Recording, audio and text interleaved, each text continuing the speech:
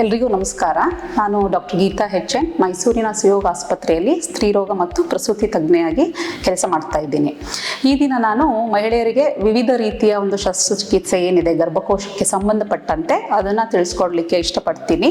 ಈಗ ನೀವೆಲ್ಲ ತಿಳಿದಿರೋ ಹಾಗೆ ಮಹಿಳೆಯರಲ್ಲಿ ಮುಟ್ಟಿನ ಸಮಸ್ಯೆ ನಾವು ಮೋಸ್ಟ್ ಕಾಮನ್ ಅಂತಲೇ ಹೇಳ್ಬೋದು. ಅಂದರೆ ಸಾಮಾನ್ಯವಾಗಿ ಕಂಡುಬರುವಂತಹ ಒಂದು ಸಿಂಪ್ಟಮ್ಸು ಮುಟ್ಟಿನಲ್ಲಿ ಏರುಪೇರು ಇರ್ಬೋದು, ಅಥವಾ ಅತಿ ರಕ್ತಸ್ರಾವ, ಹೆಪ್ಪೆಪ್ ಥರ ಹೋಗುವಂಥದ್ದು, ಅಥವಾ ಹೊಟ್ಟೆ ನೋವು, ಕೆಳ ಸೊಂಟದ ನೋವು, ಈ ಥರ ಮಹಿಳೆಯರು ಬಂದಾಗ ಅವರಿಗೆ ನಾವು ಇನ್ವೆಸ್ಟಿಗೇಷನ್ಸ್ ಮೂಲಕ ಮತ್ತು ನಮ್ಮ ಕ್ಲಿನಿಕಲ್ ಎಕ್ಸಾಮಿನೇಷನ್ ಮೂಲಕ ಏನು ಡಯಾಗ್ನೋಸಿಸ್ ಅಂತ ಕಂಡುಹಿಡಿದು ಹಲವಾರು ರೀತಿಯ ಒಂದು ಡಿಫ್ರೆನ್ಷಿಯಲ್ ಡಯಾಗ್ನೋಸಿಸ್ ಅಂತ ಏನು ಹೇಳ್ತೀವಿ, ಆ ಡಿಸೀಸು ಯಾವುದಿರ್ಬೋದು ಅನ್ನೋದನ್ನು ನಾವು ಅಂದ್ಕೊಂಡು ಅವ್ರನ್ನ ಒಳಪಡಿಸಿದಾಗ ಇನ್ವೆಸ್ಟಿಗೇಷನ್ಸ್ಗೆ ಈ ಫೈಬ್ರಾಯ್ಡ್ ಯೂಟ್ರಸ್ ಇರ್ಬೋದು, ಮತ್ತು ಇಲ್ಲ ಓವೇರಿಯನ್ ಸಿಸ್ಟ್ ಅಂತ ಹೇಳ್ತೀವಿ, ನೀರ್ಗೆಡ್ಡೆ ಥರ ಆಗುವಂಥದ್ದು ಅಂಡಾಶಯದಲ್ಲಿ, ಅಥವಾ ಅಡಿನೋಮಯೋಸಿಸ್ ಗರ್ಭಕೋಶದ ಮಾಂಸ ಪದರದಲ್ಲಿ ಒಂದು ದುರ್ಮಾಂಸ ಥರ ಬೆಳವಣಿಗೆ ಆಗುವಂಥದ್ದು, ಅಥವಾ ಒಳಪದರ ಎಂಡೋಮೆಟ್ರಿಯಂ ಥಿಕ್ನೆಸ್ ಅಂತ ಏನಾಗಿ ಹೆವಿ ರಕ್ತಸ್ರಾವ ಆಗಿ ಬರುವಂಥದ್ದು ಇರ್ಬೋದು, ಅಥವಾ ಮುಟ್ಟು ನಿಂತ ಮಹಿಳೆಯರಲ್ಲಿ ಗೆಡ್ಡೆ ಕಾಣಿಸ್ಕೊಳ್ಳುವಂಥದ್ದು, ಮುಟ್ಟು ನಿಂತ ಮಹಿಳೆಯರಲ್ಲಿ ಮತ್ತೆ ರಕ್ತಸ್ರಾವ ಕಾಣಿಸ್ಕೊಳ್ಳುವಂಥದ್ದು, ಈ ಥರ ಹಲವಾರು ರೀತಿಯ ಒಂದು ಮಹಿಳೆಯರಿಗೆ ಏನು ಕಾಯಿಲೆ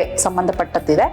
ಅದಕ್ಕೆ ನಾವು ಏನಾದರೂ ಸರ್ಜರೀಸ್ ಇದ್ದರೆ, ಈಗ ಹಿಸ್ಟೆಕ್ಟಮಿ ಅಂತ ನೀವು ಕೇಳಿರ್ಬೋದು, ಗರ್ಭಕೋಶದ ಆಪರೇಷನ್ನು, ಗರ್ಭಕೋಶನ ತೆಗೆಯುವಂಥದ್ದು. ಇದರಲ್ಲಿ ವಿವಿಧ ರೀತಿಯ ಶಸ್ತ್ರಚಿಕಿತ್ಸೆ ಇದೆ. ಏನು ಒಂದು ಓಪನ್ ಹಿಸ್ಟೆಕ್ಟಮಿ ಅಂದರೆ ಹೊಟ್ಟೆಯ ಪದರಗಳನ್ನು ಕೊಯ್ದು ಮಾಡುವಂತಹ ಸರ್ಜರಿಗೆ ನಾವು ಅಬ್ಡಾಮಿನಲ್ ಹಿಸ್ಟೆಕ್ಟಮಿ ಅಂತ ಕರಿತೀವಿ. ಯಾರಿಗೆ ಈ ಥರದ್ದೆಲ್ಲ ಮಾಡ್ತೀವಿ?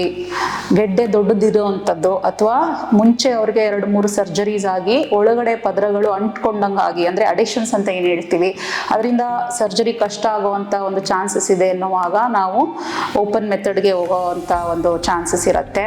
ಮತ್ತು ಎಷ್ಟೊಂದು ಜನಕ್ಕೆ ಈಗ ಫಾರ್ ಎಕ್ಸಾಂಪಲ್ ಮೆಡಿಕಲಿ ಅನ್ಫಿಟ್ ಇರ್ತಾರೆ ಅಂಥವರು, ಅಥವಾ ಲ್ಯಾಪ್ರೋಸ್ಕೋಪಿ ಬೇಡ ಅಂತ ಹೇಳೋರು, ಅವರಿಗೆಲ್ಲ ನಾವು ಓಪನ್ ಹಿಸ್ಟೆಕ್ಟಮೀಸ್ ಮಾಡ್ತೀವಿ.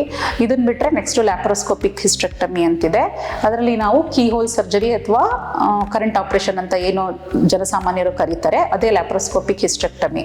ಸೊ ಅದರಲ್ಲಿ ನಾವು ಹೊಕ್ಕಳ ಹತ್ರ ಒಂದು 10 ಮಿಲಿಮೀಟರ್ ಒಂದು ಇನ್ಸಿಷನ್ನು, ಮತ್ತು ಲ್ಯಾಟ್ರಲ್ ಸೈಡು 2-3 ಇನ್ಸಿಷನ್ಸ್ ಹಾಕ್ಕೊಂಡು ಗರ್ಭಕೋಶದ ಒಳಗಡೆ ಏನು ಅಟ್ಯಾಚ್ಮೆಂಟ್ಸ್ ಇದೆ ಅದನ್ನು ಬಿಡಿಸ್ಕೊಂಡು ಯೋನಿಯ ಭಾಗದಿಂದ ಗರ್ಭಕೋಶನ ಹೊರಗೆ ತೆಗೆಯುವಂಥದ್ದು, ಇದನ್ನು ಲ್ಯಾಪ್ರೋಸ್ಕೋಪಿಕ್ ಹಿಸ್ಟೆಕ್ಟಮಿ ಅಂತೀವಿ. ಇನ್ನೊಂದು ಥರದ್ದು ಗರ್ಭಕೋಶದ ಆಪರೇಷನ್ ಬಂದು ವೆಜೈನಲ್ ಹಿಸ್ಟೆಕ್ಟಮಿ, ಅದು ಯೋನಿಯ ಭಾಗದಿಂದ ಗರ್ಭಕೋಶನ ಹೊರಗಡೆ ತೆಗೆಯುವಂಥದ್ದು. ಇದು ಯಾರಿಗೆ ಮಾಡೋಕ್ಕೆ ಸಾಧ್ಯ? ಗರ್ಭಕೋಶ ಜಾರಿ ಇರೋವಂಥವ್ರು, ಯೂಟ್ರೋ ವೆಜೈನಲ್ ಪ್ರೊಲ್ಯಾಪ್ಸ್ ಅಂತ ನೀವು ಕೇಳಿರ್ಬೋದು. ಅದರಲ್ಲಿ ಗ್ರೇಡ್ಸ್ ಇರುತ್ತೆ, ಅದನ್ನು ನೋಡಿಕೊಂಡು ನಾವು ಡಿಸೈಡ್ ಮಾಡ್ತೀವಿ.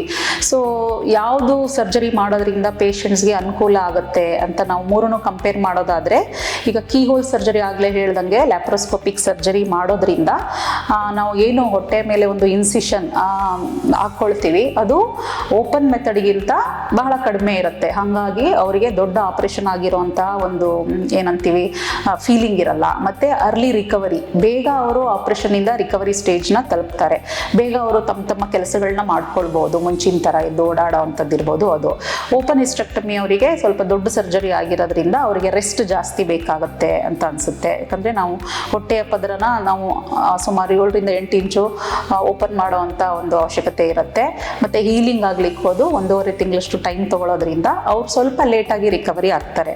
ಎರಡಕ್ಕೂ ಕಂಪೇರ್ ಮಾಡಿದ್ರೆ ವೆಜೈನಲ್ ಹಿಸ್ಟೆಕ್ಟಮಿ ಆಲ್ವೇಸ್ ಅವ್ರು ಬೇಗ ರಿಕವರಿ ಆಗ್ತಾರೆ. ಯಾಕಂದರೆ ಅವ್ರಿಗೆ ಯಾವುದೇ ಆದ ಒಂದು ಇನ್ಸಿಷನ್ ಆಗಲಿ ಹೊಟ್ಟೆಯ ಮೇಲೆ ಮಾಡಿರಲ್ಲ, ಅದು ನ್ಯಾಚುರಲ್ ಓಪನಿಂಗ್, ಅಂದರೆ ಕೆಳ ಓಪನಿಂಗ್ ಯೋನಿ ಭಾಗ ಏನಿದೆ ಅದರಿಂದ ನಾವು ತೆಗೆದಿರ್ತೀವಿ. ಸೊ ಹಾಗಾಗಿ ಅಂಥವ್ರಿಗೆ ರಿಕವರಿ ಜಾಸ್ತಿ ಇರುತ್ತೆ. ಈ ಆಪರೇಷನ್ಗೆ ಸಂಬಂಧಪಟ್ಟಂತೆ ಪ್ರಿಪ್ರೇಷನ್ ಅಂತ ಇರುತ್ತೆ. ಈಗ ಪ್ರೀ ಆಪರೇಟಿವ್ ಪ್ರಿಪರೇಷನ್. ಸೊ ನಾವು ಪೇಷಂಟ್ಸ್ಗೆ ಒಂದಿನ ಮುಂಚಿತವಾಗಿ ಅಥವಾ 2-3 ದಿನ ಡಿಪೆಂಡಿಂಗ್ ಆನ್ ದೇರ್ ಮೆಡಿಕಲ್ ಏನು ರಿಸ್ಕ್ ಅಂತ ಇರುತ್ತೆ, ಕಂಡೀಷನ್ಸ್ ನೋಡಿಕೊಂಡು ಅಡ್ಮಿಷನ್ ಮಾಡ್ಕೊಳ್ಬೇಕಾಗತ್ತೆ.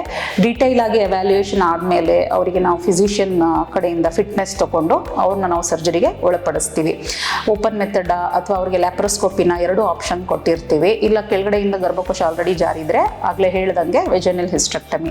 ಸೊ ಯಾವುದು ಅವರ ಒಂದು ನೇಚರ್ ಆಫ್ ಡಿಸೀಸ್ಗೆ ಸೂಟ್ ಆಗುತ್ತೋ ಅದನ್ನು ನಾವು ಮುಂಚೆನೇ ಎಕ್ಸ್ಪ್ಲೇನ್ ಮಾಡಿ ವಿಚ್ ಎವರ್ ದೇ ಆಪ್ಟ್ ಅದನ್ನು ನಾವು ಸರ್ಜರಿನ ಪ್ಲ್ಯಾನ್ ಮಾಡ್ತೀವಿ. And surgery related risk and complications ಅಂತ ಏನಿರುತ್ತೆ ಅದನ್ನು ನಾವು ಮುಂಚಿತವಾಗಿ ಪೇಷಂಟ್ ಮತ್ತು ಅವರ ಅಟೆಂಡರ್ಸ್ಗೆ ಎಕ್ಸ್ಪ್ಲೇನ್ ಮಾಡಿರ್ತೀವಿ. ಚಾನ್ಸಸ್ ಈ ಥರ ಇರುತ್ತೆ, ಮತ್ತು ನಮ್ಮ ಬೇರೆ ಕೊಲೀಗ್ಸ್, ಬೇರೆ ಶಸ್ತ್ರಚಿಕಿತ್ಸೆ ಶಸ್ತ್ರಚಿಕಿತ್ಸಕರ ಹೆಲ್ಪ್ ಬೇಕಾಗ್ಬೋದಾ ಇಲ್ವಾ ಅನ್ನೋದನ್ನ ಮುಂಚಿತವಾಗಿ ನಾವು ಡಿಸ್ಕಷನ್ ಮಾಡಿರ್ತೀವಿ. ಸರ್ಜರಿ ಆದ ನಂತರ 3 ರಿಂದ 4 ದಿನ ನಾವು ಹಾಸ್ಪಿಟಲ್ನಲ್ಲಿ ಇರಿಸ್ಕೊಂಡು ರಿಕವರಿ ಆದ ನಂತರ ಅವ್ರನ್ನ ಡಿಸ್ಚಾರ್ಜ್ ಮಾಡ್ತೀವಿ.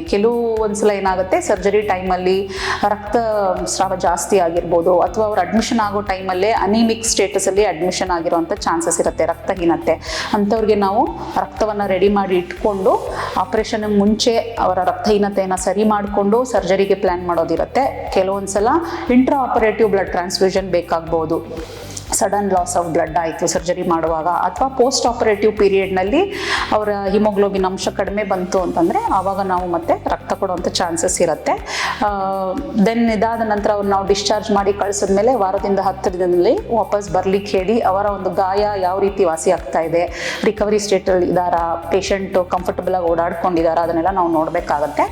ಹಾಗೆ ಅವರಿಗೆ ಕೆಲವೊಂದು ಮಾಹಿತಿಗಳನ್ನ ನಾವು ಕೊಟ್ಟು ಕಳಿಸ್ತೀವಿ. ಡಿಸ್ಚಾರ್ಜ್ ಆಗೋ ವೇಳೆಯಲ್ಲಿ ಅವರು ಹೆಚ್ಚು ಭಾರನ ಎತ್ತದೇ ಇರೋವಂಥದ್ದು, ಮತ್ತು ಕೆಮ್ಮು ಬಂದರೆ ಇಮಿಡಿಯೇಟ್ ಟ್ರೀಟ್ಮೆಂಟ್ ತಗೊಳ್ಳೋ ಅಂಥದ್ದು, ಮತ್ತು ಅವರು ಹೊಟ್ಟೆಗೆ ಪ್ರೆಷರ್ ಬೀಳುವಂಥ ಯಾವುದೇ ಒಂದು ಕೆಲಸ ಕಾರ್ಯಗಳನ್ನ ಮಾಡಬಾರ್ದು. ಈಗ ಮೋಷನ್ಗೆ ಮುಕ್ಕುವಂಥದ್ದಾಗಿರ್ಬೋದು, ಈ ಥರದನ್ನೆಲ್ಲ ಅವಾಯ್ಡ್ ಮಾಡಿ, ಸ್ಟ್ರೆನಸ್ ಆ್ಯಕ್ಟಿವಿಟೀಸ್ನ ಅವಾಯ್ಡ್ ಮಾಡಿ, ಬಟ್ ಆ್ಯಕ್ಟಿವ್ ಆಗಿರಬೇಕು ಅಂತ ನಾವು ಹೇಳಿರ್ತೀವಿ.